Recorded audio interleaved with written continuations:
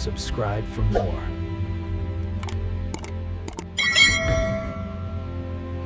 I never expected a phone call to change the shape of my life, but midnight has a way of stripping excuses bare. I was finishing a late shift, coffee cold, mind tired, when the quiet of the parking lot pressed in. My wife, Eleanor, hadn't answered all evening. No fight, no warning, just silence. I told myself not to overthink it. Work runs late. Batteries die. People forget. Still, I sat in my truck, thumb hovering, listening to my own breathing before I called. It rang longer than usual. I watched the seconds tick, the screen glowing against the dashboard. When it finally picked up, it wasn't her voice. It was a man's, thick and careless, like he'd been drinking and didn't mind who heard it. He laughed once and said, "She's in the shower, bro." The word bro landed wrong, casual in a place it didn't belong. My stomach dropped, not from rage, but from a sudden, freezing clarity. I didn't shout. I didn't demand explanations. I asked one question, steady and plain. "Who is this?" There was a pause, a shuffle, water hissing somewhere behind him. "Name's Callum," he said. "Relax, man. Relax." I thanked him for answering my phone, hung up, and sat there with the engine off. I thought about the house I paid for, the dinners I cooked when she worked late, the way I trusted her, because trust was simpler than suspicion. Eleanor and I had been married 11 years. We weren't loud people. We didn't throw plates or post feelings online. We built routines, morning walks, shared calendars, promises kept quietly. When the affection thinned, I assumed weather, not winter. Stress comes and goes. Desire shifts. You stay, you adjust, you show up. I did. I kept showing up, believing consistency could warm what had cooled. That night rewrote those assumptions. I drove home slowly, headlights cutting through empty streets. The house was dark except for the bathroom glow. Steam fogged the mirror. Eleanor stood there wrapped in a towel. I startled, then guarded. I told her who answered her phone. She didn't deny it. She said my name like a warning and asked why I was being dramatic. I listened, nodded, and felt something settle. She said she'd been lonely, that it didn't mean anything, that I was safe, dependable, predictable. None of it was cruel in tone. That was the problem. It was tidy. I asked if she wanted to fix us. She said she didn't know. I asked if she wanted me. She looked away. Silence answered better than words ever could. I realized I had been auditioning for a role she had already recast.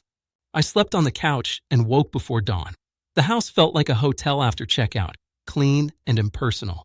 I showered, dressed, and packed a bag without ceremony. Not punishment, not revenge, acceptance. I left a note with nothing sharp in it, just facts. I drove to my brother Nathaniel's flat and borrowed his spare room. He asked what happened. I said the truth had answered my phone. Friends had opinions. Some wanted fireworks. Others wanted reconciliation. I wanted sleep. In the following days, Eleanor texted apologies that sounded like summaries. I replied politely and forwarded everything to a solicitor. Calm became my language. Boundaries became my grammar. The world didn't end. Work continued. Meals tasted normal again. I learned that dignity isn't loud. It's the refusal to argue with what's already decided. I think about that call sometimes, the slurred confidence, the borrowed intimacy. It taught me something simple and hard. Love doesn't disappear in explosions. It erodes quietly, and then someone else answers your place. I didn't lose a marriage that night. I stopped losing myself. Midnight just happened to be the hour honesty finally stopped whispering and spoke clearly enough for me to hear. There were practical steps after clarity.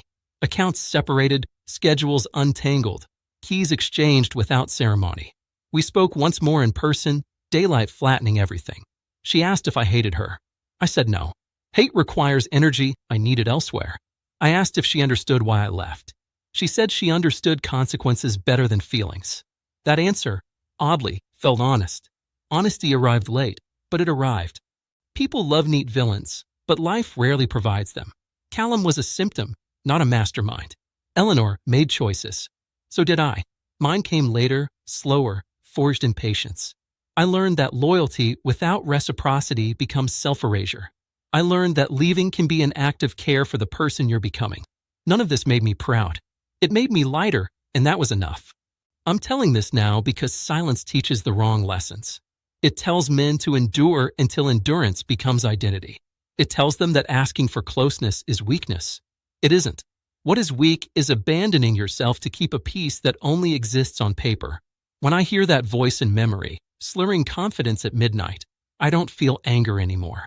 I feel gratitude for the interruption. It ended a story I was telling myself and started another I can live inside. Since then, mornings arrive clean. Coffee tastes earned. Work feels honest. I invest time where it returns warmth. I don't chase explanations or compete with shadows. I choose alignment over attachment, clarity over comfort.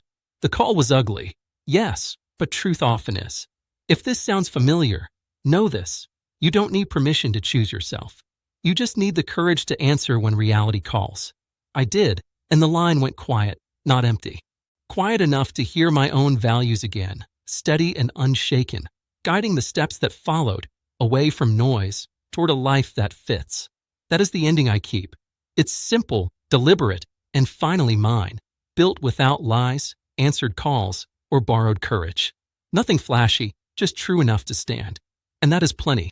For me now, at last, I moved on, quietly, with dignity, intact, always, forward, still standing.